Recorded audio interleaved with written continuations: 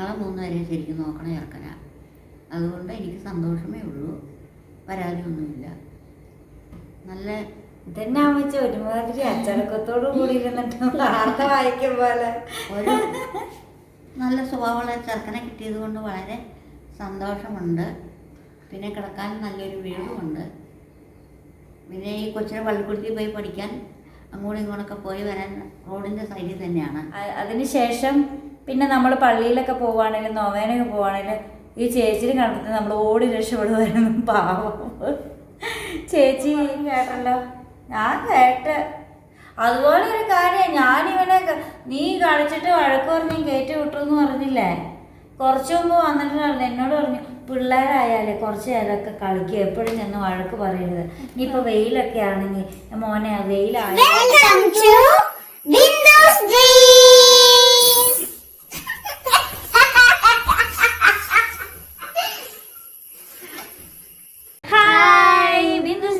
എല്ലാ കുട്ടികൾക്കും സ്വാഗതം.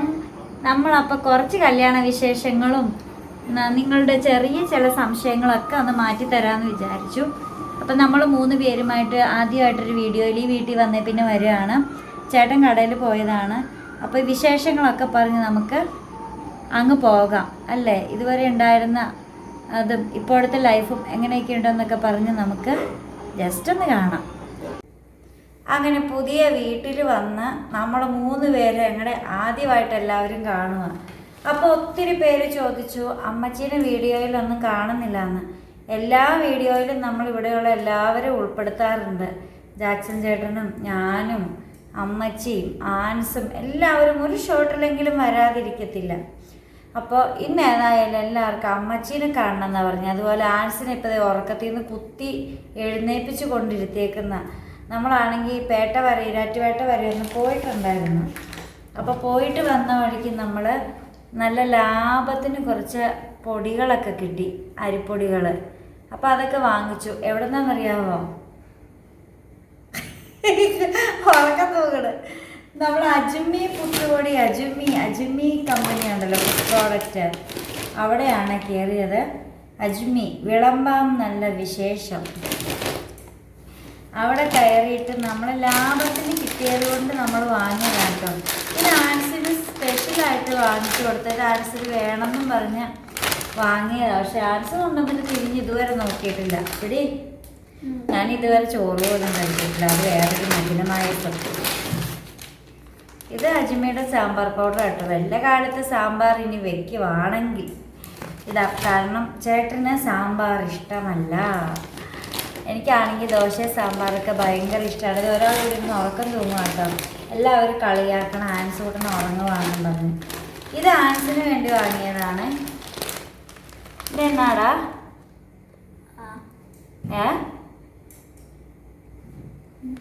എന്നാണ് ഇങ്ങനെ ഉറക്കം തൂങ്ങിയ സബ്സ്ക്രൈബേഴ്സിന് ഉറക്കം വരുന്നേ ഉണ്ടെന്നേ. അവന് വലിയ ഇഷ്ടമുള്ളതാണ്. ആൻസിന് വലിയ ഇഷ്ടമാണ് റൈസ് ഫ്ലേക്സ്. പിന്നെ നമ്മൾ ലാഭത്തിന് ഞാൻ വാങ്ങാൻ കയറിയതാട്ടെ. കാരണം കമ്പനി വിലയ്ക്ക് സാധനം കിട്ടും. നമ്മുടെ ഇവിടെയൊക്കെ കൊണ്ടുവരുമ്പം അതിൻ്റെ കൂടെ ചാർജ് എടുത്തിട്ടായിരിക്കുമല്ലോ കിട്ടുന്നത്. അതുകൊണ്ട് വാങ്ങിയതാണ്. ഇവിടെ ചേട്ടനാണെങ്കിൽ ഭയങ്കര ഇഷ്ടമാണ്. എന്താണെന്നറിയാവോ? ചപ്പാത്തി. ഗൾഫിലൊക്കെ താമസിച്ചത് കൊണ്ടായിരിക്കും ചോറിനോട് വലിയ പ്രിയമില്ല. ചപ്പാത്തി ഉണ്ടെങ്കിൽ വേറെ ഒന്നും വേണ്ട. കറി ഇന്നത് വേണമെന്നൊന്നുമില്ല. പഞ്ചസാര ഇട്ടാണെങ്കിലും ചേട്ടൻ കഴിച്ചോളൂ.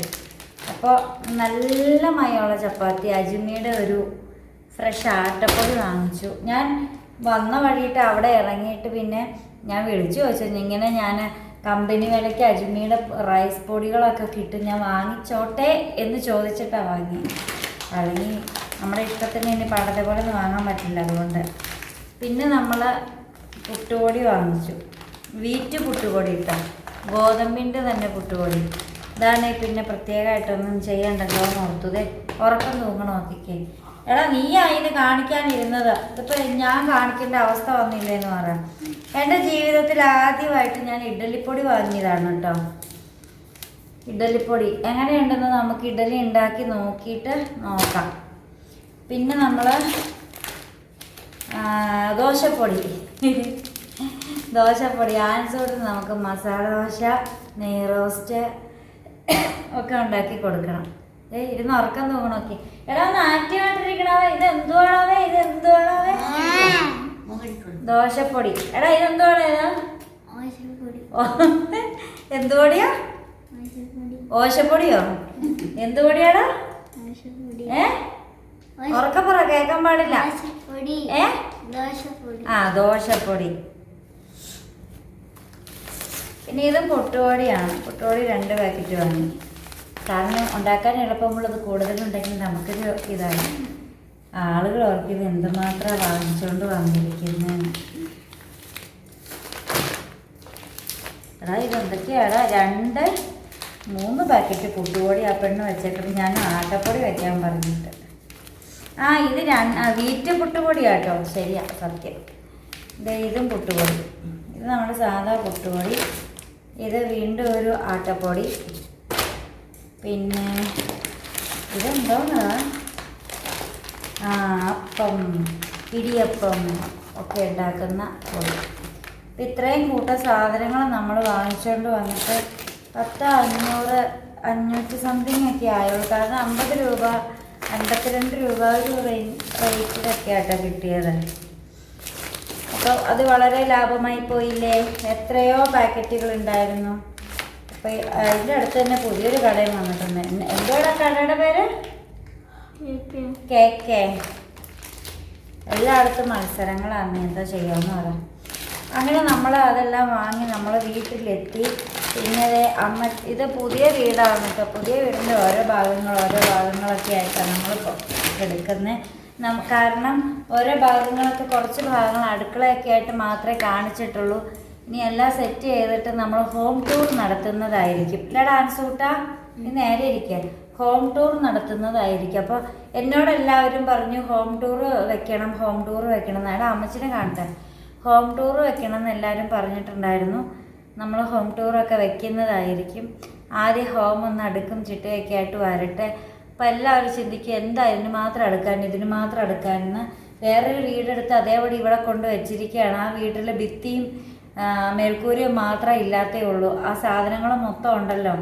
അപ്പോൾ ഇതിനെ എല്ലാത്തിനെയും കൂടെ നമുക്ക് സെറ്റ് ചെയ്ത് വെക്കണ്ട. പിന്നെ ഇത് കണ്ട് ഇതിങ്ങനെ എപ്പോഴും ഉറക്കമാണ് ഇപ്പോഴത്തെ പരിപാടി. കുറേ നേരം ഫുട്ബോൾ കളിക്കും, പിന്നെ വന്നിരുന്ന് ഉറങ്ങും. ഫുഡ് പോലും കഴിക്കത്തില്ല. നിവർന്നിരുന്നൊന്ന് ആക്റ്റീവായിട്ടിരിക്കാവോ?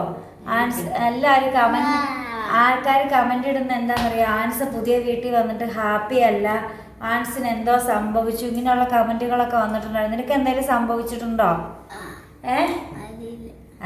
അറിയില്ലേ? പറയടാ. ഈ വീട്ടിൽ വന്നിട്ട് നീ സന്തോഷവാനാണോ? എടാ പറയടാ. നീ പറയണത് അത് ശരിയാവൂല കേട്ടോ. ഇവൻ എന്നെ പറ്റിക്കാൻ ഓരോന്ന് പറയുന്നതാ. എടാ നീ പറ, നിനക്ക് എന്തൊക്കെ മാറ്റങ്ങൾ, എന്തൊക്കെ നിനക്ക് സന്തോഷം തന്നു ഈ വീട്ടിൽ വന്നിട്ട്?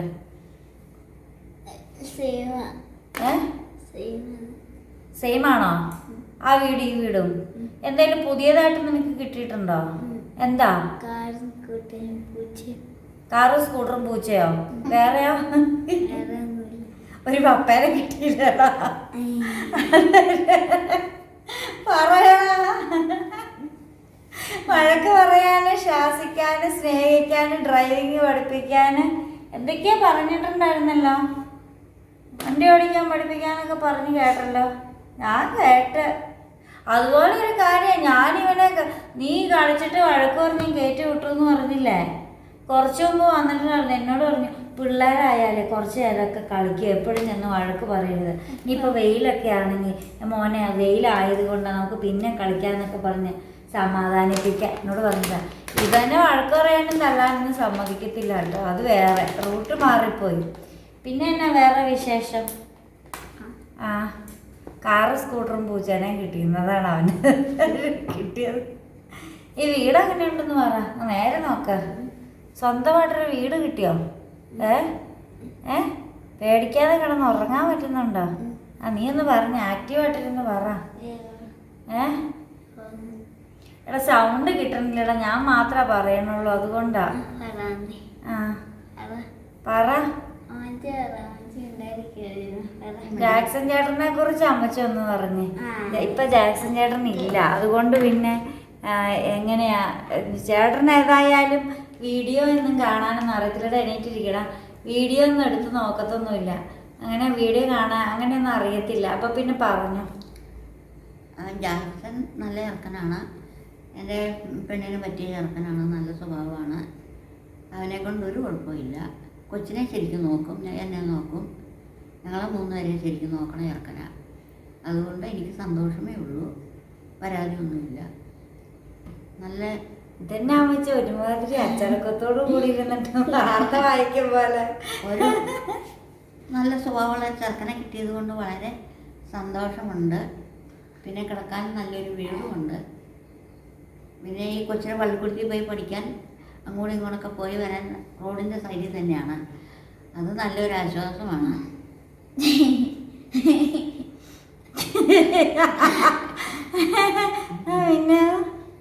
പിന്നെ വേറെ ഇപ്പം തൽക്കാലം ഒരു കുഴപ്പമില്ല.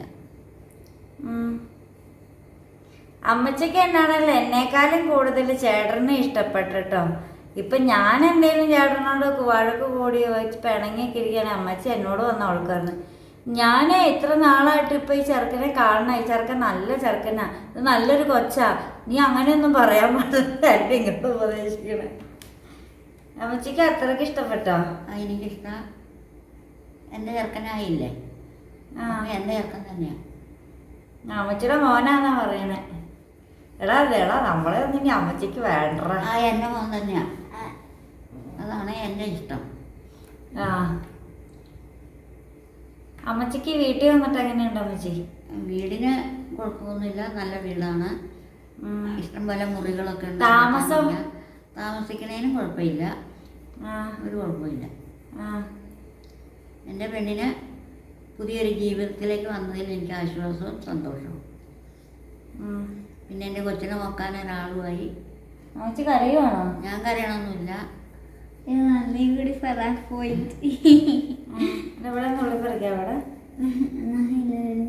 പിന്നെ പിന്നിപ്പം വേറെ വിശേഷം. അമ്മച്ചിക്ക് സങ്കടം ഉണ്ടായിരുന്നു അമ്മച്ചി? എന്നത് ഞാൻ ഒറ്റയ്ക്ക് ജീവിക്കണോണ്ട്? ഒറ്റയ്ക്ക് ജീവിക്കുമ്പോൾ മനപ്രയാസമൊക്കെ ഉണ്ടായിരുന്നു എനിക്ക്. അമ്മച്ചി എന്നിട്ട് എന്നോട് പറഞ്ഞിട്ടില്ലല്ലോ? പറഞ്ഞിട്ട് ഇവർക്ക് കല്യാണമൊന്നും വേണ്ട, ഞാൻ കല്യാണം കഴിക്കണില്ല എന്ന് എന്നോട് എപ്പോഴും പറഞ്ഞുകൊണ്ടിരുന്നു. പിന്നെ നീ കല്യാണം കഴിക്കാമെന്ന് പറഞ്ഞ് നിർബന്ധിച്ച് ഓടിച്ച് കെട്ടിക്കാൻ പറ്റുമോ? അതുപോലെ ഒരാൾ ദൈവം കൊണ്ടു തന്നപ്പോൾ അവളെ ഏറ്റു, അതിലെനിക്ക് സന്തോഷമേ ഉള്ളൂ. നല്ല സ്വഭാവമുള്ള ഒരു ചെറുക്കനെ കിട്ടിയതിൽ വളരെ ആശ്വാസവും സന്തോഷവും എനിക്കുണ്ട്. പിന്നെ കൊച്ചിനെ നോക്കും. ക്രെഡിറ്റ് ഗോസ് ടു ജാക്സൺ ചേട്ടൻ. എന്നെ നോക്കും. ഈ കൊച്ചിനെ സന്തോഷമായിട്ട് നോക്കണ ഒരാളാണ്, അതുകൊണ്ട് അതിൽ എനിക്ക് വിഷമമില്ല, സന്തോഷമേ ഉള്ളൂ. കൊച്ചിനെ വലിയ കാര്യം കേട്ടോ, അത് വലിയൊരു അനുഗ്രഹമായിപ്പോയി. പിന്നെ ഈ ഞാൻ കല്യാണം കഴിക്കുന്നില്ല എന്നൊക്കെ പറഞ്ഞിരുന്നെങ്കിലും നമ്മളെ 3 പേരെയും കൂടെ ഏറ്റെടുക്കാൻ മാത്രമൊന്നും അങ്ങനെയൊന്നും ആരും ഇന്നത്തെ കാലത്ത് തയ്യാറാവത്തില്ല. അപ്പോൾ അങ്ങനെ ഒരാൾ വന്നു കഴിഞ്ഞപ്പോൾ നമുക്ക് പിന്നെ നോ പറയേണ്ട കാര്യമൊന്നുമില്ല. എന്തിനാ ഒറ്റയ്ക്ക് ജീവിക്കണം? കാരണം കല്യാണം കഴിഞ്ഞ് 2.5 വർഷത്തിൽ തീർന്ന ദാമ്പത്യം വിധവയായതാണ് ഞാൻ, 28ാമത്തെ വയസ്സിൽ. അപ്പോൾ പിന്നെ അതിൽ എന്താ കാര്യം എന്ന് ഞാൻ ഓർത്ത്. 25 വയസ്സായപ്പോഴായിരുന്നു പെണ്ണ് കാണാൻ വന്ന്, 26 വയസ്സിലേക്ക് കടന്നപ്പോഴായിരുന്നു കല്യാണം, 28ാമത്തെ വയസ്സിൽ വിധവയാവുകയും ചെയ്തു. അപ്പോൾ ലൈഫ് അങ്ങോട്ട് എന്താണെന്ന് പോലും വലിയ പക്വതയും പാകതയൊന്നും എത്തിയില്ല. പിന്നെ അവിടെ നിന്ന് 28 വയസ്സ് മുതൽ ഇങ്ങ് 39 വയസ്സ് വരെ 11 വർഷക്കാലം ഒറ്റയ്ക്ക് ജീവിച്ചു. അപ്പം ഒന്നും അറിയാൻ മേലാതെ കടയിൽ പോലും ഞാൻ തന്നെയൊന്നും പോയിട്ടൊന്നുമില്ല, ഒറ്റയ്ക്ക് തന്നെ എല്ലാം മാനേജ് ചെയ്ത് ഇപ്പം ഞാനൊരു എന്താണ് ഭാര്യയായിട്ട് ഇപ്പം അതിനോട് ഞാൻ അഡ്ജസ്റ്റഡ് ആയി വരുന്നതേ ഉള്ളൂ. എനിക്ക് പല കാര്യങ്ങളും ഞാൻ ഇതുവരെ ആരോടും ചോദിക്കാതെ വീട്ടിലേക്ക് ഓരോന്ന് വാങ്ങുന്നു, എല്ലാം സ്വയം ചെയ്യുന്നു. ആ ഒരു രീതിയിൽ പോയിട്ട് പെട്ടെന്നൊരു മാറ്റം വന്നു കഴിഞ്ഞപ്പം എനിക്ക് അങ്ങ് അക്സെപ്റ്റ് ചെയ്യാനായിട്ട് ഭയങ്കരമായിട്ട് ബുദ്ധിമുട്ടി. ഇപ്പം ഓക്കെ ആയിട്ട് വന്നു. പക്ഷേ അന്നേരം ആ ജാക്സൺ ചേട്ടനാണെങ്കിൽ ഞാൻ ഇങ്ങനെ ബുദ്ധിമുട്ടുന്നുണ്ടെന്ന് ചേട്ടൻ മനസ്സിലാക്കിയിട്ടുണ്ടായിരുന്നു കേട്ടോ. അത് വലിയൊരു അനുഗ്രഹമായിപ്പോയി. കാരണം എന്നോട് പറയുകയും ചെയ്തു, നീ ഇതുവരെ ഇങ്ങനെ ഒറ്റയ്ക്ക് തന്നെ എല്ലാം മാനേജ് ചെയ്ത് ജീവിച്ചത് കൊണ്ട് പെട്ടെന്ന് അഡ്ജസ്റ്റഡ് ആവാൻ ബുദ്ധിമുട്ട്. അപ്പം ചേട്ടൻ അതിനോട് അഡ്ജസ്റ്റ് ചെയ്യുന്നുണ്ടെന്ന് മനസ്സിലായി. പിന്നെ നമുക്ക് പിന്നെ ഒരു കുഴപ്പവും ഇല്ലല്ലോ. അങ്ങനെയാണ് നമ്മുടെ ലൈഫ് അങ്ങ് പോയത്. പിന്നെ കല്യാണം എന്ന് പറഞ്ഞാൽ അറേഞ്ച്ഡ് മാരേജ് തന്നെയായിരുന്നു. കാരണം ആലോചനകൾ വന്നതാണ്. എനിക്ക് ഈ ഒരു വീട് ഇവിടെ ഉണ്ടെങ്കിൽ പോലും ഇവിടെ താമസക്കാരുണ്ടെന്നൊന്നും എനിക്കറിയത്തില്ലായിരുന്നു. കാരണം നമ്മളിവിടെ 2021 ഡിസംബർ 6-ാം തീയതിയാണ് ഈ കുറുമ്പാലമറ്റം എന്ന് പറയുന്ന ഈ ഒരു സ്ഥലത്ത് നമ്മൾ താമസിക്കാനായിട്ട് വന്നത്. ഈ വീടും ആ വീടും തമ്മിൽ വലിയ വ്യത്യാസമൊന്നുമില്ല. അതിൻ്റെ ഒരു 2-3 വീഡിയോ മുമ്പുള്ള വീഡിയോയിൽ ഞാൻ ഈ വീട്ടിൽ നിന്ന് ആ വീട്ടിലേക്ക് നടന്നു പോകുന്നൊരു വീഡിയോ ഇട്ടിട്ടുണ്ട്. അതെടുത്ത് നോക്കിയിട്ടുണ്ടെങ്കിൽ നിങ്ങൾക്ക് മനസ്സിലാകും ഞങ്ങൾ അടുത്തടുത്ത് താമസിക്കുന്നവരാണ്. പക്ഷെ തോടിന് ഇക്കരയും തോടിന് അക്കരയാണ്. നമ്മുടെ വീടുകൾ തമ്മിൽ കാണുന്നൊന്നുമില്ല. നമ്മുടെ വീട്ടിൽ നോക്കിയാൽ ഇതിൻ്റെ തൊട്ടപ്പുറത്തുള്ള വീട് കാണാം. നമ്മുടെ വീടിന് മുമ്പുള്ള റോഡിൽ ഇറങ്ങിയെന്നാൽ ഈ വീടിൽ നിന്ന് കാറൊക്കെ ഇറക്കിക്കൊണ്ട് പോകുന്നതൊക്കെ കാണാൻ പറ്റുമെന്നല്ലാതെ നമ്മൾ ഈ വീട്ടിലേക്ക് ശ്രദ്ധിക്കാറില്ല. അപ്പോൾ ഈ വീടെന്ന് പറഞ്ഞാൽ ഞാൻ ഈ വീട് ശ്രദ്ധിക്കുന്നത് ജാക്സൺ ജോൺ ഉറുമ്പിൽ എന്ന് പറഞ്ഞ് ഇതിൻ്റെ ഗേറ്റിൻ്റെ ഫ്രണ്ടിൽ എഴുതിയിട്ടുണ്ട്. അപ്പം എന്നെ 7-ാം ക്ലാസ്സിൽ പഠിപ്പിച്ച ഇംഗ്ലീഷ് പഠിപ്പിച്ച ജോൺ സാറിൻ്റെ വീട്ടുപേര് ഉറുമ്പിൽ നിന്നാണ്. അപ്പം ഞാനിവിടുത്തെ ജോൺ സാറിൻ്റെ 2 ആമക്കളാണ്. അപ്പോൾ അന്ന് പിള്ളേരൊക്കെ ചെറുതൊക്കെ ആയിരുന്നു. ഞാൻ പഠിക്കുന്ന സമയത്ത് ഞങ്ങളുടെയൊക്കെ അതേയൊക്കെ ഒരു ഏജൊക്കെ ആയിരുന്നു. അപ്പം ഞാനിവിടുത്തെ ഇനിയിപ്പം സാറിൻ്റെ മോനാണ് ഇവിടെ താമസിക്കുന്നത് ജാക്സൺ എന്നൊക്കെ എനിക്ക് ഡൗട്ട് ഉണ്ടായിരുന്നു. അപ്പോൾ ഇവിടെ ആരെങ്കിലും കാണുവാണെങ്കിൽ ചോദിക്കാമല്ലോ എന്നൊക്കെ വിചാരിച്ചു. പക്ഷെ ഞാൻ പോകുമ്പോഴെല്ലാം ഗേറ്റ് താഴിട്ട് പൂട്ടിയിട്ടേക്കുക.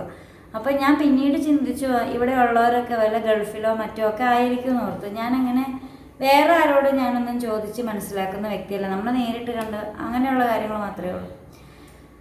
അങ്ങനെ നമ്മൾ പിന്നെ ഞാനിവിടെ വന്നെങ്കിലും ജോലിക്ക് അന്നേരം പോകുന്നില്ല. ഞാൻ ഓൺലൈൻ ക്ലാസ്സുമായിട്ട് ഫുൾ ടൈം വീട്ടിൽ നമുക്ക് എല്ലാവർക്കും അറിയാം. ഞാൻ ആ ഒരു മുറിയുടെ 4 ചുമരുകൾക്കുള്ള മുറ്റത്തേക്ക് പോലും ഇറങ്ങാത്ത പല ദിവസങ്ങളുണ്ട്. ഞാൻ മുറ്റത്ത് പോലും ഇറങ്ങാറില്ലായിരുന്നു.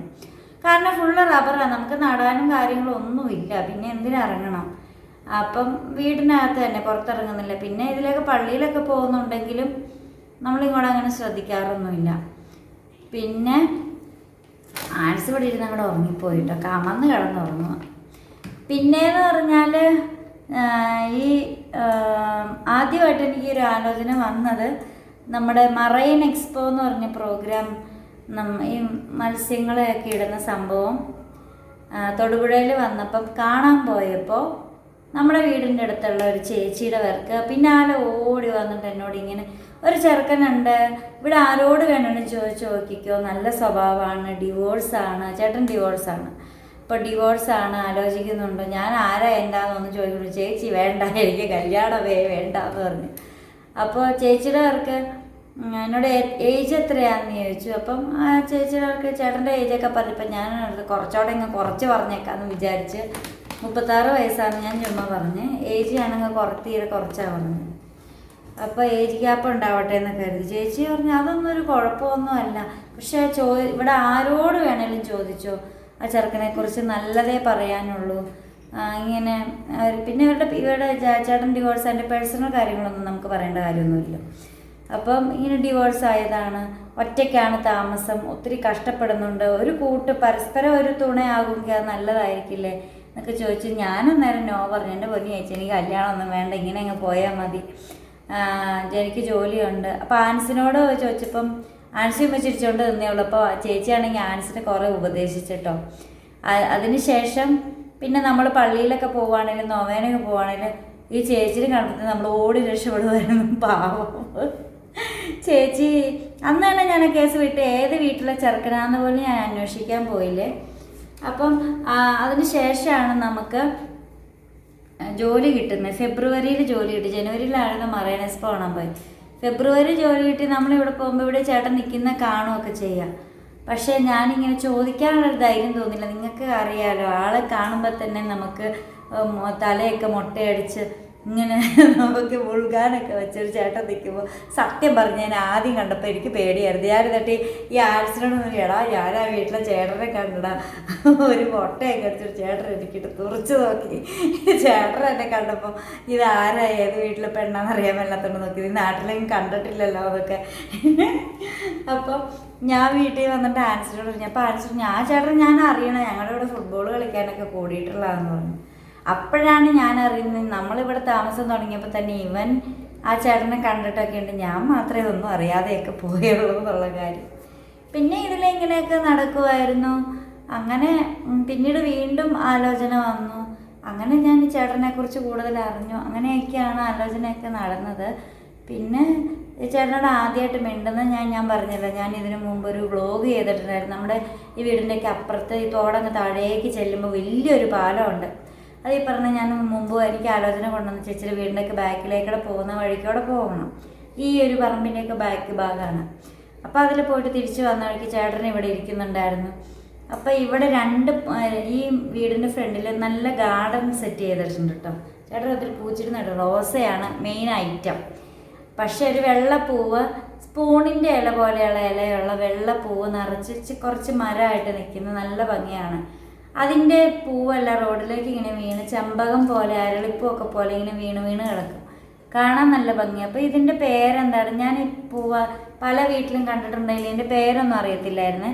അപ്പോൾ ഇതിൻ്റെ പേരെന്താടാ ആൻസർ? നീ ആ ചേട്ടനോട് ചോദിക്കാം, എനിക്ക് ആ ചേട്ടനെ കണ്ടിട്ട് പേടിയാവോ, നീ ഒന്ന് ചോദിക്കടാന്ന് പറഞ്ഞ് ചേട്ടനാണ് ഇവിടെ കരിക്കൊക്കെ പൊട്ടിച്ചിങ്ങനെ തിന്ന് അവിടെ ഇരിക്കുമായിരുന്നു. നമ്മുടെ മുറ്റത്തിൻ്റെ സൈഡിൽ മതിൽ കെട്ടിയേക്കണേലും മതിലിൽ ഇങ്ങനെ ഇരിക്കുക, ഇങ്ങോട്ട് തിരിഞ്ഞു. നമ്മളെ മൈൻഡൊന്നും ചെയ്തില്ല, അത് വേറെ കാര്യം.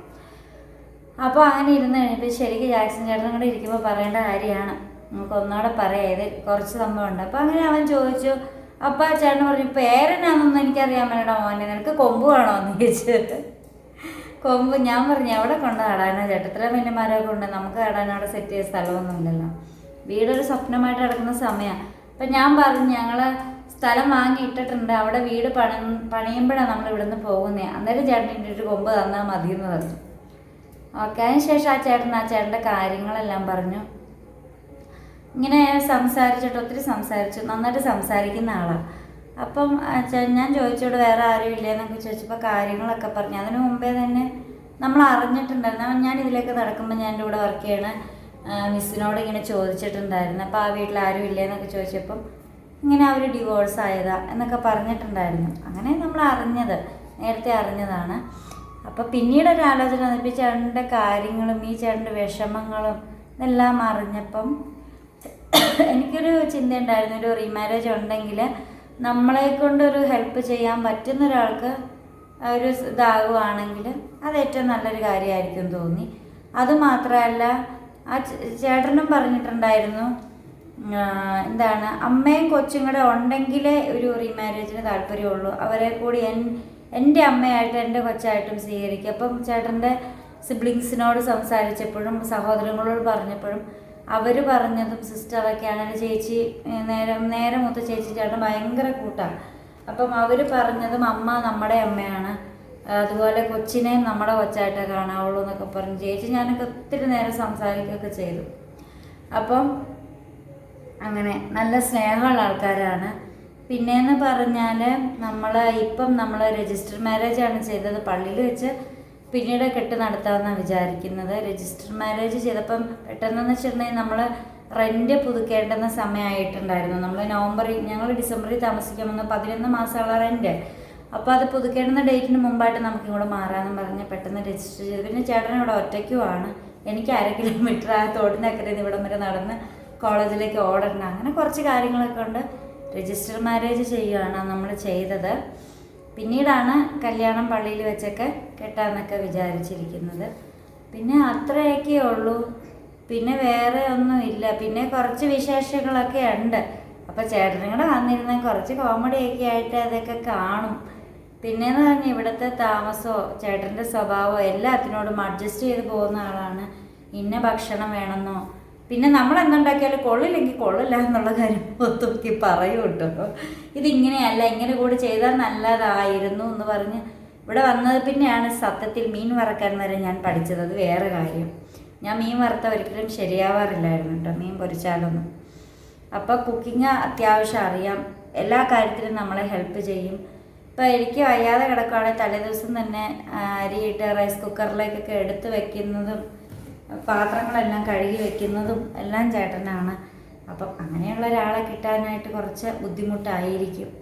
പിന്നെ ദൈവത്തിൻ്റെ ഒരു ഭാഗ്യമാണ് സത്യം പറഞ്ഞാൽ ഇങ്ങനെ ഒരാളെ കിട്ടിയത്. കാരണം ഒരു ഫാമിലിയെ മൊത്തം ഏറ്റെടുക്കുക എന്നുള്ളത് മറ്റുള്ളവർക്ക് മുന്നിൽ ഇതുവരെ നിന്ന ഒരു ലെവലിൽ നിന്നും ഒരിക്കലും താഴുന്നല്ലോ.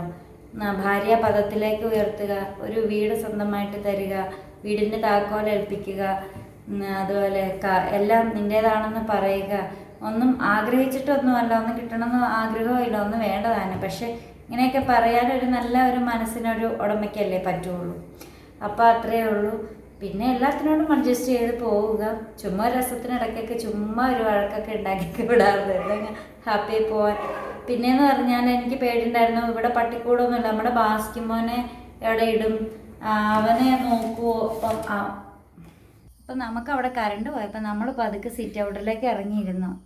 അപ്പം ഇതൊക്കെയാണ് നമ്മുടെ വിശേഷം. നമ്മുടെ ബാസ്കിമോനെയും ബൊമ്മാസിനെയൊക്കെ കോഴിക്കറി ആക്കാതെ തന്നെ കൂടുതലിടാൻ പറ്റൊരാളെ കിട്ടാനൊക്കെ പാടാണ്. കാരണം നല്ല അടിപൊളി ഒരു പൂവനെ കറിയാക്കിയിട്ടുണ്ട്. കോഴിയല്ലേ കോഴി. പക്ഷേ എൻ്റെ മനസ്സറിഞ്ഞ് അതിനെയും സംരക്ഷിച്ച് അതിൻ്റെ കൂടെയുള്ള പെടക്കുട്ടീനെയും സംരക്ഷിച്ച് കറണ്ട് വന്നിട്ട് ഞാനിവിടെ ഫാൻ ഇട്ടിട്ടുണ്ടായിരുന്നു, ഇറയും കഴുകി ഉണങ്ങാൻ. സംരക്ഷിച്ച് നമ്മുടെ ബാസ്കിമോനും ഒരു ഷെൽട്ടർ കൊടുത്ത് അവന് വേണ്ടി ഇനി ഒരു മറ്റേ ഡോഗിൻ്റെ ഷെൽട്ടർ കൂടി. ഇതെന്താ സൗണ്ട്? പാട്ടെവിടുന്ന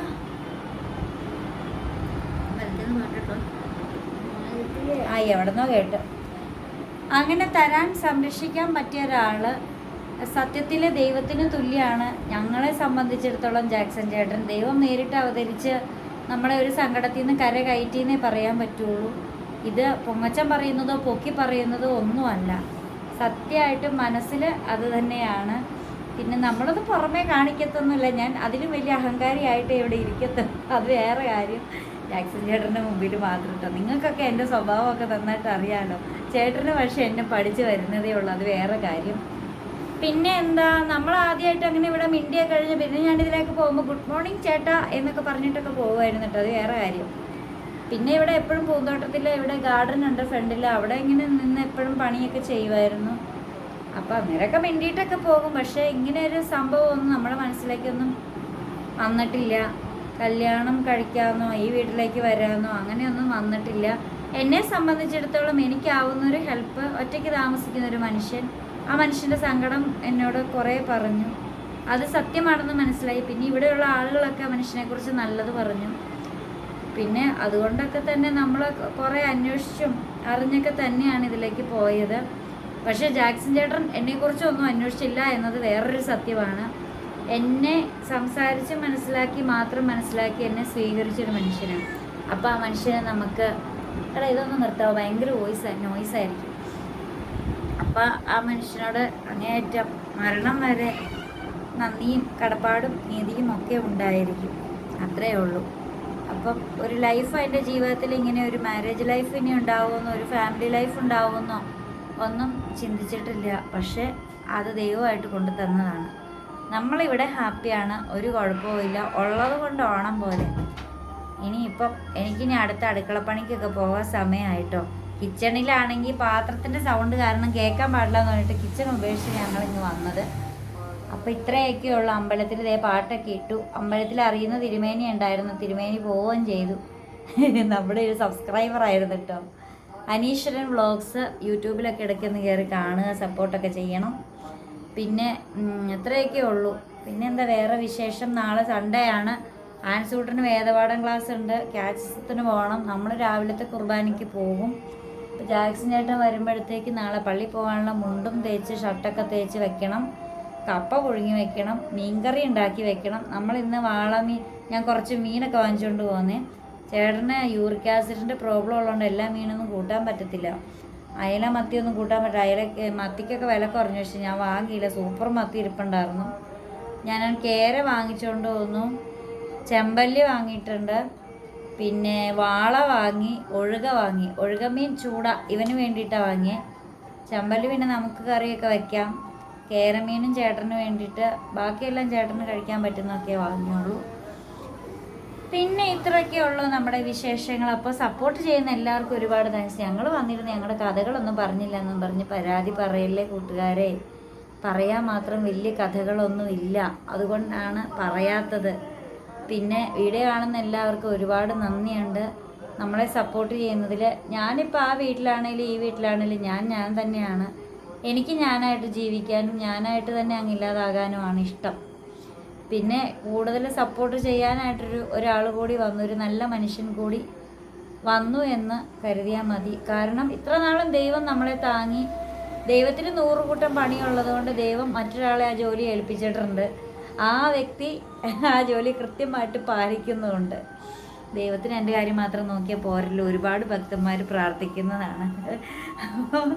എന്നും ഞാൻ ദൈവത്തെ ശല്യപ്പെടുത്തി ദൈവം പറഞ്ഞു എന്നൊരു കാര്യം ചെയ്യുക, എൻ്റെ ജോലി ഞാൻ ജാക്സൺ ജോൺ കുറുമ്പിൽ എന്ന് പറഞ്ഞൊരാളെ ഏൽപ്പിച്ചിട്ടുണ്ട്. അപ്പം ആ വ്യക്തി നോക്കിക്കോളും എന്ന് പറഞ്ഞിട്ടുണ്ട്. അപ്പം നമ്മൾ ഇതിൽ ഹാപ്പിയായിട്ട് പോകുന്നു. അധിക നേരം നമുക്ക് ഇവിടെ ഇരുന്ന് വാചകം അടിക്കാൻ പറ്റത്തില്ല.